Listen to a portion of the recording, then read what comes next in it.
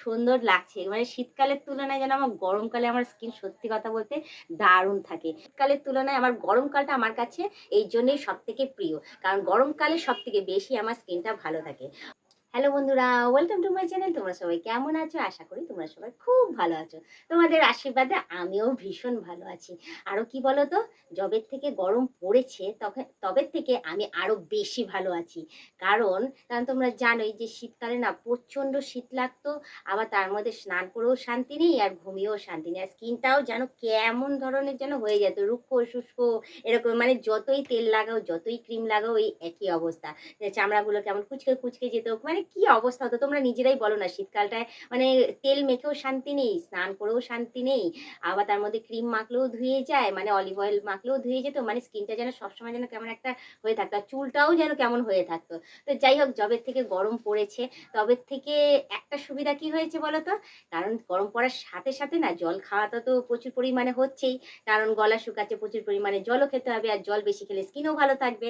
আর তার মধ্যে স্নান করেও শান্তি, যতবার খুশি ঠান্ডা জলে স্নান করো। আর ক্রিম লাগাতেও হবে না, অলিভ অয়েলও লাগাতে হবে না, আর তেলও লাগাতে হবে না। এমনিতেই স্কিন দেখো কত সুন্দর লাগছে। দেখো আমি তোমাদের দেখাই, দেখো স্কিনটা কি সুন্দর টান টান টান টান হয়ে গেছে, গ্লেজি হয়ে গেছে। আর দেখো কত সুন্দর লাগছে। মানে শীতকালের তুলনায় যেন আমার গরমকালে আমার স্কিন সত্যি কথা বলতে দারুণ থাকে। শীতকালে শুধু কি ভালো বলো তো, শীতকালে শুধু খেয়ে আরাম। গরমকালে হয়তো খাওয়া দাওয়ার দিক দিয়ে একটু কষ্ট হয়, কারণ সব সবজি তো আর পাওয়া যায় না। কিন্তু বলবো যে স্কিনটা চুলটা বেটার থাকে। দেখো আমার চুলটাও কত সুন্দর শাইনি করছে, দেখো কি সুন্দর ঝরঝরে, আর চুলটাও বেশ গ্লেজ দিচ্ছে। কেন বলো তো, বলে দিই সেটাও কারণটা হচ্ছে, মানে বেশি পরিমাণ ভালো করে তেল সাবান লাগাতেই পারছো।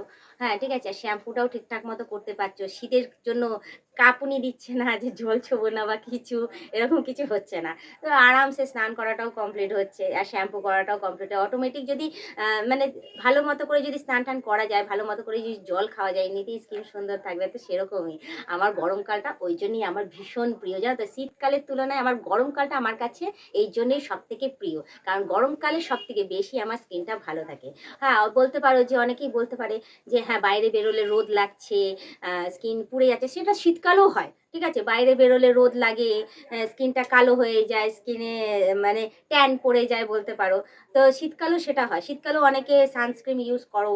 তো আমি আমি কি বলতো, আমি না শীতকালে সানস্ক্রিন ইউজ করি না গরমকালে। আমি যখনই রোদে থাকি তখনই বেশ ঠান্ডা ঠান্ডা জলে হাত পা মুখ ভালো করে ধুয়ে নিই। আমার মানে ট্যান যেটা বলা হয়, গরমে যেটা পুড়ে গিয়ে কালো হয়ে যায়, সেটা ঠিক হয়ে গেছে। তোমরা আগের তুলনায় দেখো আমার যে এখান থেকে এত দূর অব্দি কালো ভাবটা যে ছিল, আমি কিন্তু সানস্ক্রিন লাগাই না। আমি সব সময় জল ইউজ করি, আর না হয় অ্যালোভেরা জেল। ঠিক আছে, ওই অ্যালোভেরা জেল লাগানোতেই আমার পুরো একদম সেই কালো ভাবটা যে ছিল সেটা তো পুরো উঠে গেছে, উঠে গিয়ে পুরো পরিষ্কার হয়ে গেছে।